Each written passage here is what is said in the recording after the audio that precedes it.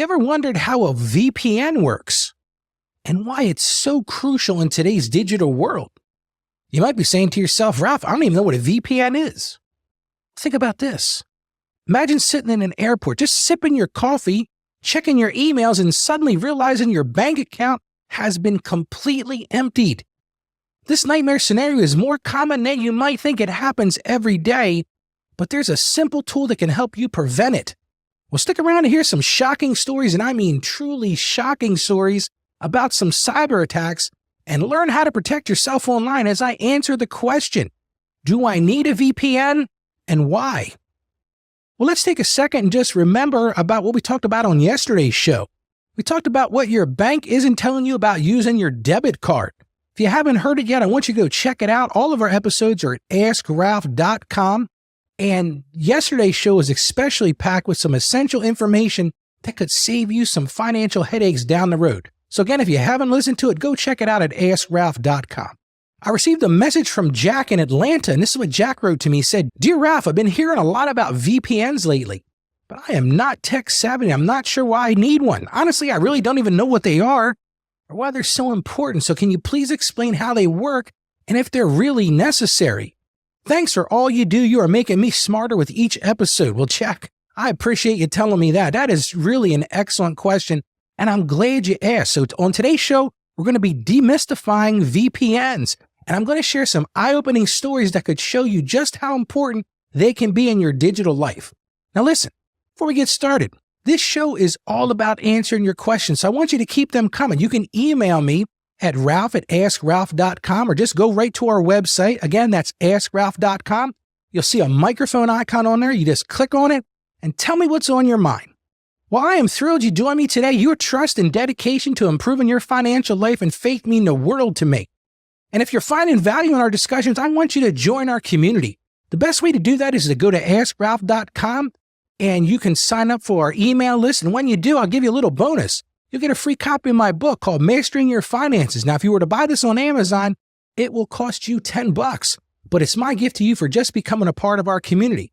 Well, let's get started with grounding ourselves in Scripture. We're going to talk about a book of the Bible that we don't mention on the show often. It's the book of Deuteronomy, and it's chapter 31, verse 6, and it says this, Be strong and courageous. Do not be afraid or terrified because of them, for the Lord your God goes with you. He will never leave you nor forsake you. I'm sure you've heard that verse many times, but you might be asking, Ralph, how does this fit to what we're talking about today? Well, the verse relates to fear. Many people are intimidated by technology or scared of being hacked, and this verse offers comfort and reassurance. This verse also connects to action. It encourages us to be proactive about our online security, just as the Israelites were called to be courageous. And it does reinforce our faith by always invoking God's presence and support, which ties directly into the whole point of why I do this podcast. Well, now let me tell you a story that might make your hair stand on end. I'm going to tell you about my client, and we're going to use the name John. He was at an airport. Now picture this. Here he is. He's in Frankfurt, Germany. He was on a business trip. John does some consulting work that takes him overseas. He's sitting there in the airport waiting for his flight, and he says, you know what? I've got some extra time. We pop open my laptop and do a little internet browsing. Maybe I'll dial into I call it dial in. That's probably not the right word to use today, but connect to his office, do a little work. So he decided he's going to join the free Wi-Fi at the airport. He gets onto his computer, gets connected to his office, and does a bunch of work. He's waiting for that flight, so he decided to do some catching up work. And all of a sudden, it hit the fan. So I remember it was a Tuesday morning, just like today. He called me. He's frantic. You could hear it in his voice. His voice was shaking. He was in tears. He explained to me again, like he said, he was on a business trip to Frankfurt. He's waiting on his connecting flight. He decided to catch up on some work. So he did that thing we talk about. He connected to that free Wi-Fi. And I don't know if you're like me, I've done it.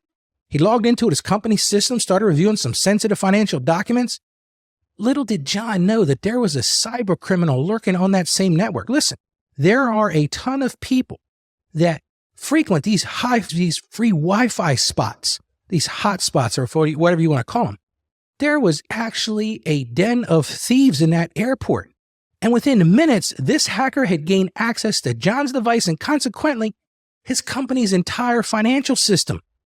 And here's the scary part. By the time John realized what had happened, he got on his airplane and went to his next stop. The hacker was able to siphon nearly $50,000 from the company's accounts. That's just one story. Let me tell you about this person I read about online. Her name is Selena. She was in a coffee shop in Miami. She had a very similar experience, but at a more familiar setting. She wasn't in some airport. She was in her local coffee shop. She's working on her laptop. Had a few extra minutes. She was waiting for a friend to visit her, so she's enjoying some coffee and maybe a Danish or something. She decided, hey, I'm going to click onto this free network. And she's, I've got extra time. So I'm going to pay some bills. I'm going to check my bank account balance. And all of a sudden, in real time, she noticed someone draining her account right before her eyes.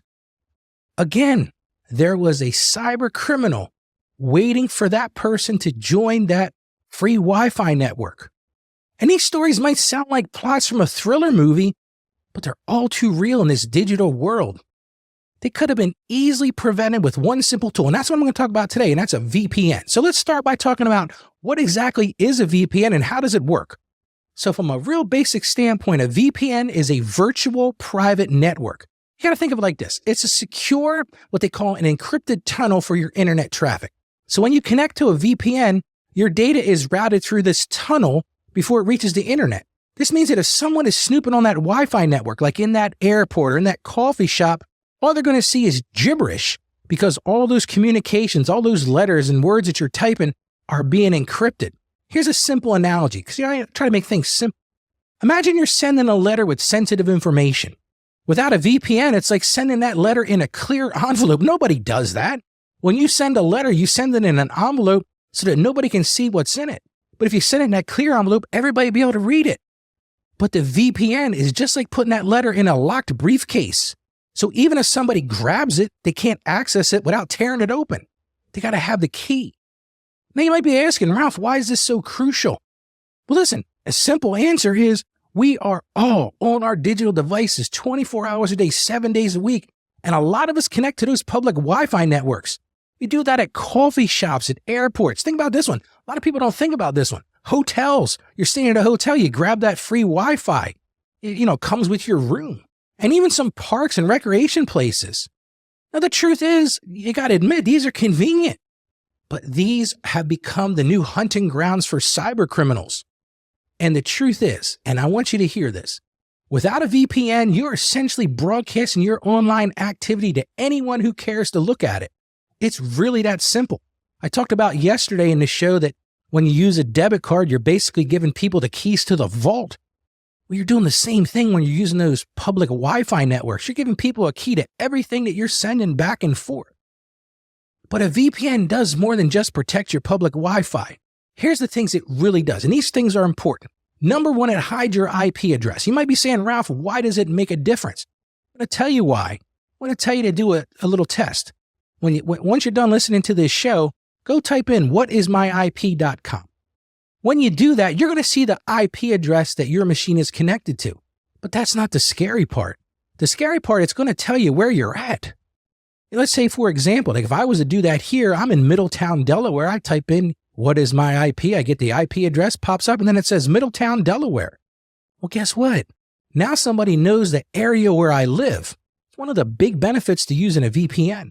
Another big benefit, and this is not really a cyber thing, but it's not a cybersecurity thing, but allows you to access geo-restricted content. For example, this is a big one. I hear about this talked about all the time.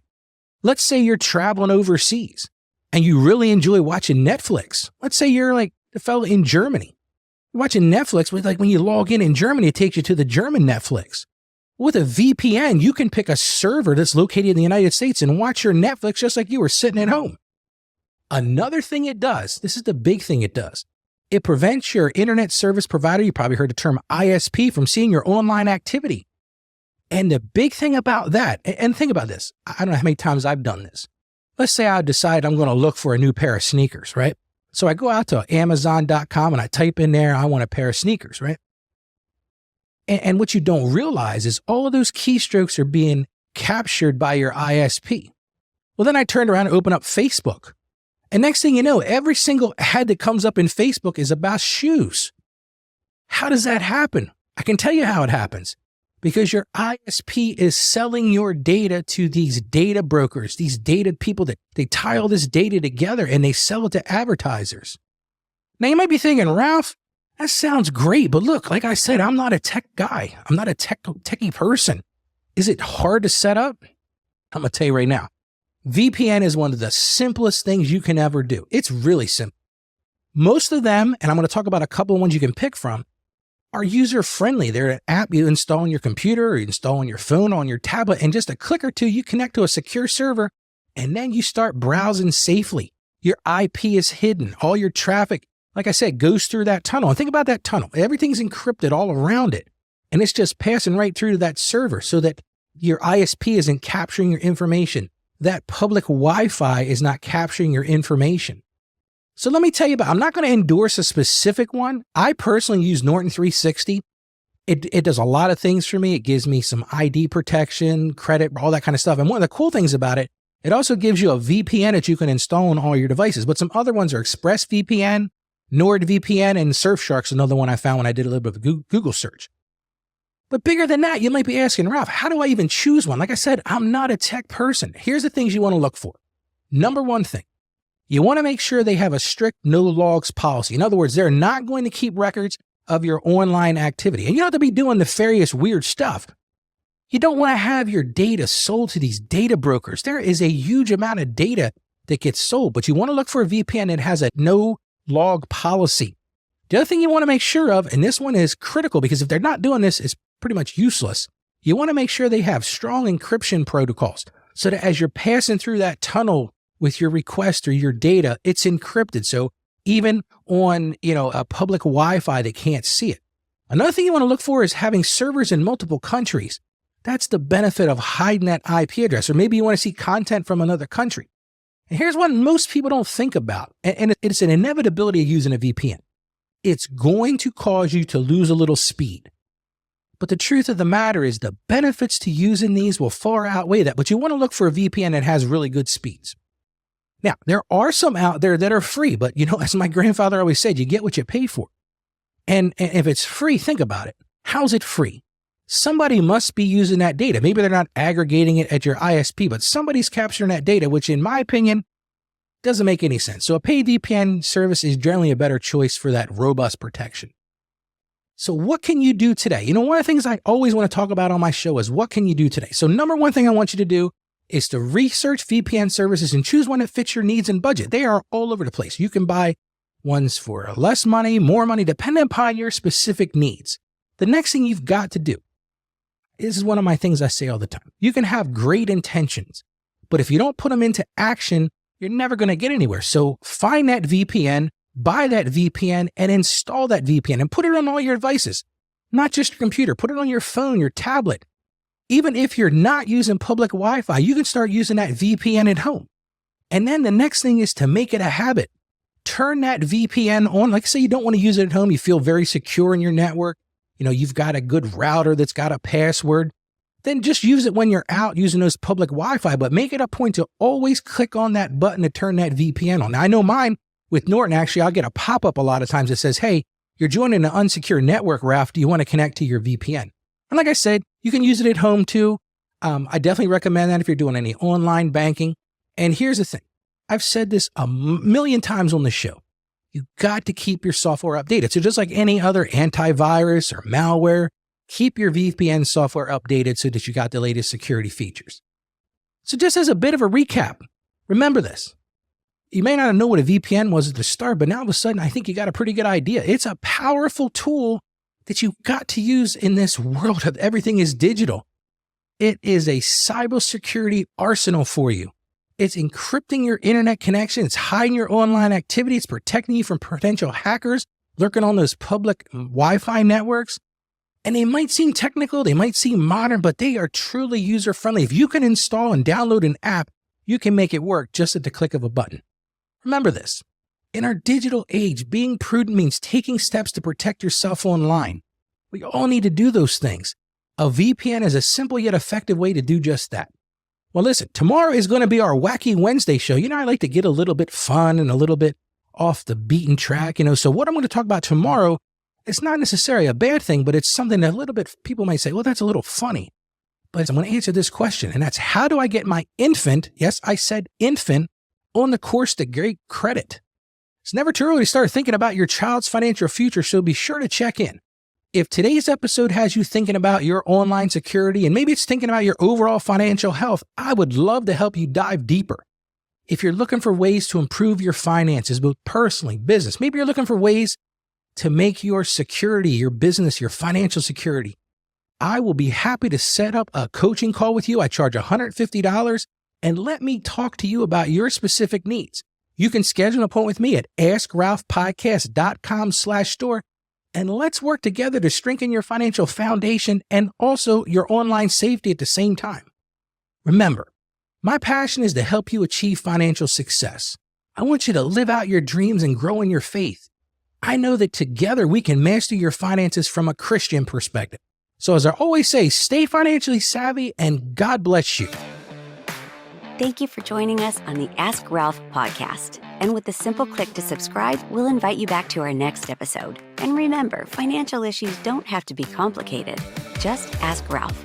The information contained in this episode of Ask Ralph is based on data available as of the date of its release. Saggio Accounting Plus and Ask Ralph Media, Inc. is under no obligation to update this content if changes occur. Applying this information to your specific situation requires careful consideration of all facts and circumstances, and any information provided is not to be considered as financial, tax, or legal advice. Please consult your tax advisor or attorney before acting on any material covered.